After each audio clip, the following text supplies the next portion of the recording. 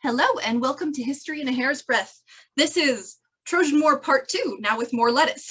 So we're going to dive right in, and I'm going to talk real fast because she went through the lettuce in our intro to the Trojan War, which you can see the inciting incidents in the previous video, really quickly. So let's get started.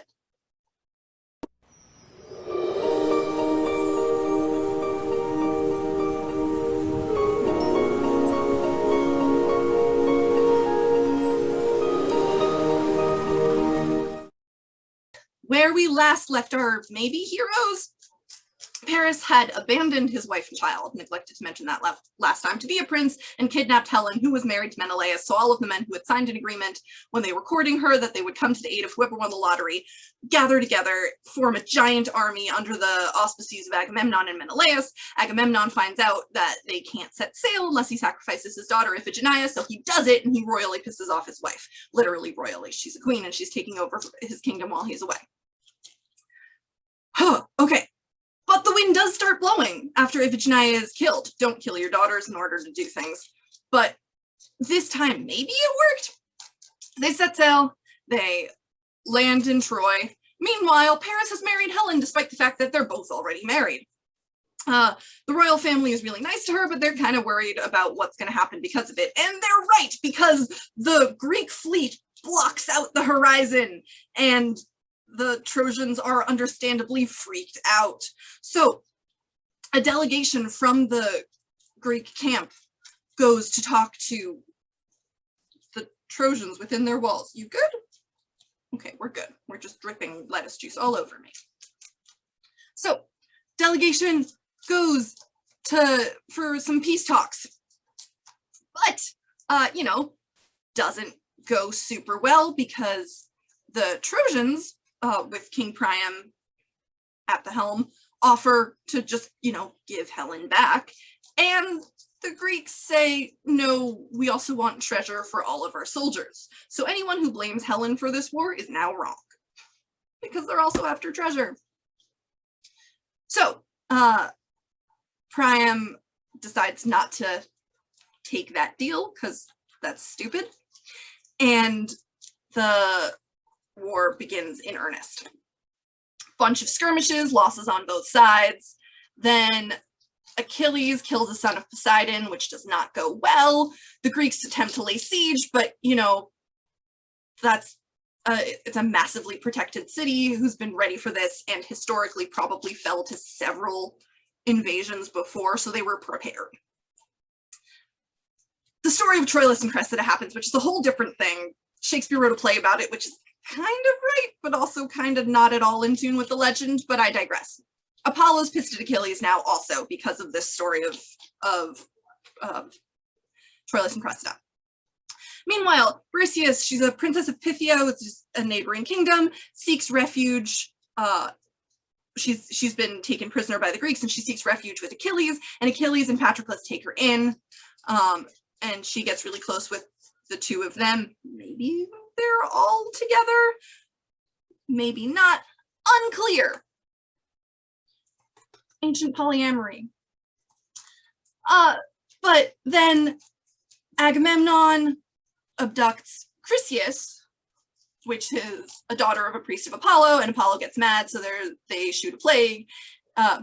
Apollo shoots plague arrows, and Agamemnon has to let his war prize go, so he takes Achilles' war prize instead, which is Briseis, and Achilles is pissed, and so he says, if you do this, then I'm not going to fight for you anymore, which is kind of a problem because the Greeks start massively losing without Achilles because he is the best fighter.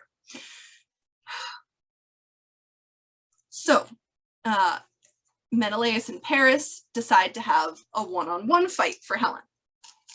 We are not sure how Helen feels about this. It sounds like she rooted against Paris, so she's not happy about the situation. Whether she was into it at the beginning or not, she's not happy with it now and wants to go back to her husband. But she has become close with the Trojan royal family, so things get complicated. She doesn't want them to get hurt, but they're going to get hurt if the Greeks win. So both armies almost declare peace because Menelaus wins, even though Aphrodite whisks Paris away so that he can't actually be killed, because Paris is a favorite of hers. That's the other thing, the apples and Paris, there's a golden apple, this, going back, the apple of discord. Paris is asked to choose between Hera, Aphrodite, and Athena, who's the most beautiful. Each of them promises him something in return, and Paris chooses Aphrodite, who had promised him the love of the most beautiful woman, who happens to be Helen, but Helen was married. So that's the other part of the start of this. So Aphrodite really loves Paris, and so she saves him from being killed here. But still, Menelaus clearly won, so both armies are about to declare victory, but Athena and Hera intervene, and the war rages on. Then the Greeks gain the upper hand, and Helen apologizes to Hector, who is the eldest son of the Trojan royal family and heir apparent, and he says he doesn't blame her. Andromache, who's the wife of Hector, asks Hector not to fight, but he does anyway. So Hector challenges the Greeks to single combat. Ajax, known now as the soap who's stronger than all of Greece, haha, because he was super strong, they fight to a draw and they trade. So Ajax gets Hector's sword and Hector gets Ajax's belt. Paris again refuses to return Helen for peace. Then the Greeks suffer a ton of losses. Agamemnon finally makes amends with Achilles and sends Briseis back to him. And Achilles' mother warns him, "You're not hungry anymore? We have more war to talk about. Are you eating my shirt instead? That's weird. Don't eat the buttons, eat the lettuce." Okay.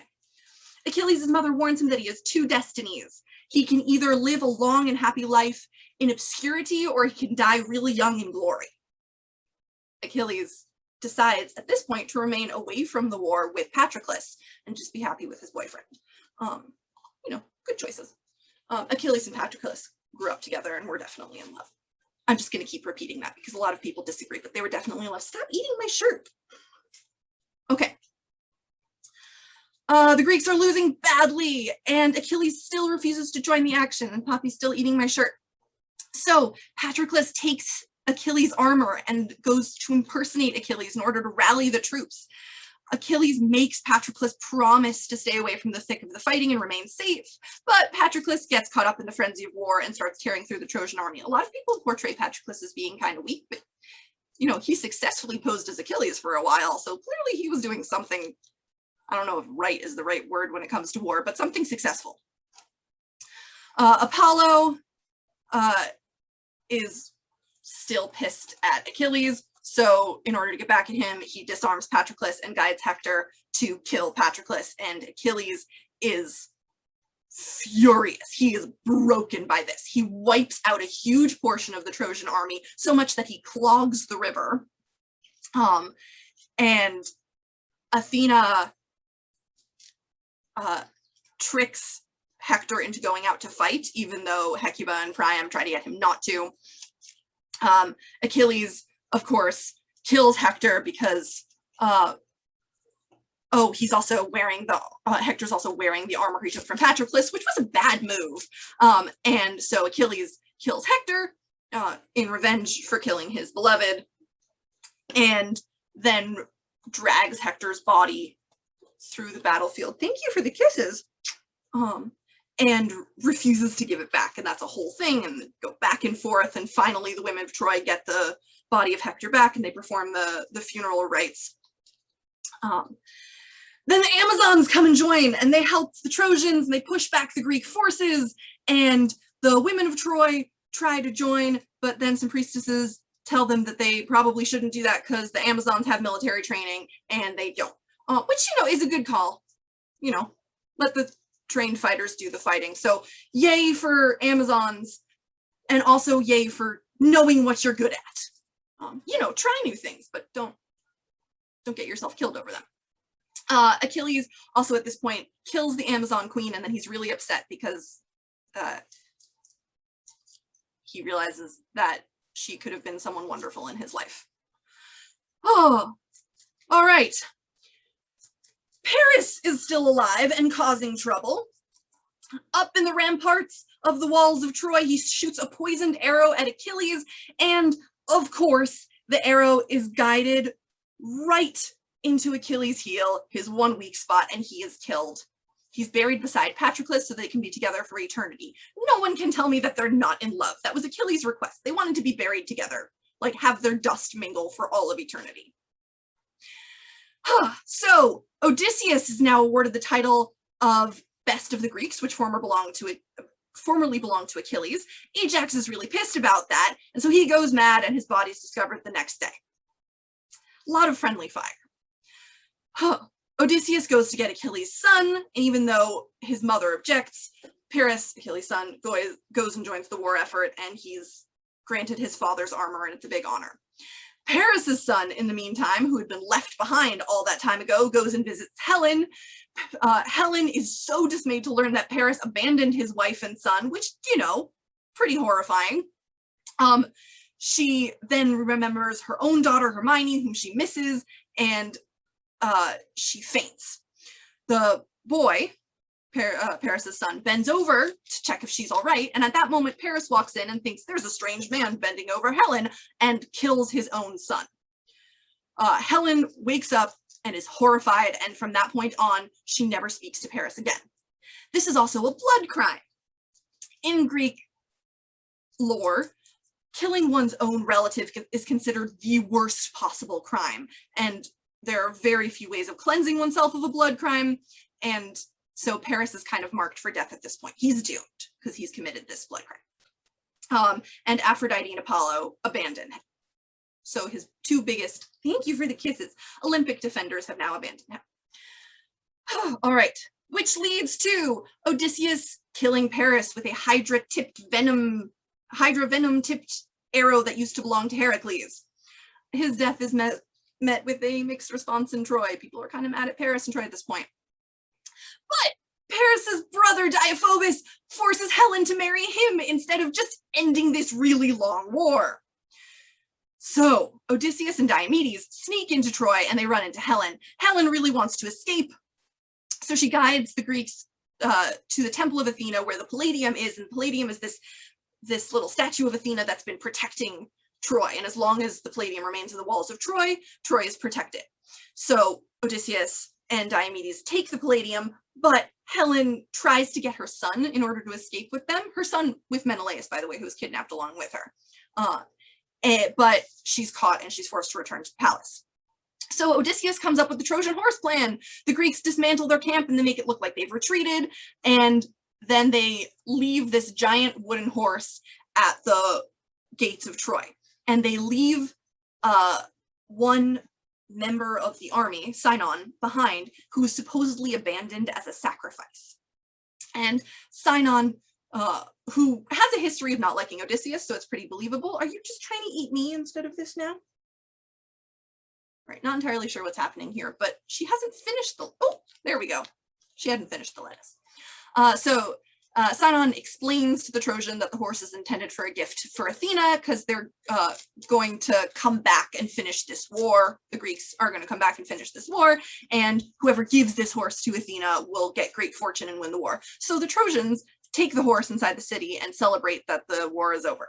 So it wasn't that they thought it was a gift for them from their enemies. They thought that their enemies were going to sacrifice, I don't know if you sacrifice wood. They were going to give the wooden horse to Athena, and they were going to win once they brought back reinforcements, because they've been there for like 10 years at this point.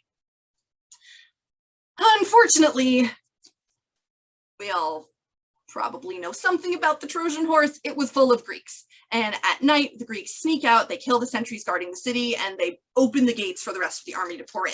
And the Greek army slaughters the Trojan, men, women, and children, and anyone who identifies anyway, civilians and soldiers alike. It's brutal. There is no brutality that they do not sink to. I am not going to list all of the horrific crimes because it's extremely disturbing, but they, among other things, they throw Hector's son off of the walls of Troy. They kill King Priam in front of his wife and daughters while he was praying. He was an elderly man, like he was too old to fight. And they take a whole bunch of people captive, including Cassandra, who has gone completely mad at this point. She's taken captive by Agamemnon. So the war is over. The women of Troy who remain are divided up as spoils of war. There's a whole play called Trojan Women about their mourning. There's also a play called Hecuba about Hecuba's revenge. But Hecuba is, whoa! Is taken by Odysseus, but Odysseus has pissed off Poseidon, so he takes another 10 years to get home, and that's all detailed in the Odyssey, which is for a different day. And Cassandra's taken back with Agamemnon to his kingdom, where Clytemnestra's been ruling and planning her revenge for a while, and Cassandra warns him, but of course no one's going to listen, and Clytemnestra kills him, kills Agamemnon. But that's also another story. It's the Oresteia, and I'll talk about that another time. Andromache is taken as a slave and concubine by Pyrrhus, who is Achilles' son. So there's a lot of complicated family dynamics happening there. Lettuce? You drop your lettuce? And Pyrrhus marries Hermione, who is Menelaus and Helen's daughter. Following the death of Pyrrhus, Hermione marries Orestes, who's the the son of Clytemnestra and Agamemnon, who's the titular character in the Oresteia.